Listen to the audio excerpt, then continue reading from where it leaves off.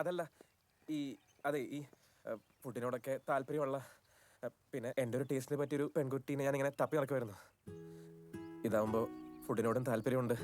എനിക്ക് ഇടയ്ക്കിടയ്ക്ക് ഫുഡൊക്കെ ഉണ്ടാക്കി തരാലോ. നല്ലതല്ലേ? എന്താ ഇയാളുടെ ഉദ്ദേശം? ഉള്ള കാര്യം ഞാൻ പറയാം. എനിക്ക് ഭയങ്കര ഇഷ്ടമാണ്, സത്യമായിട്ട് എനിക്ക് ഭയങ്കര ഇഷ്ടമാണ്. ഞാൻ കല്യാണം കഴിച്ചോട്ടെ? എനിക്കിങ്ങനെ പറയാൻ പറ്റുന്നുള്ളൂ, അതുകൊണ്ടാ. അത്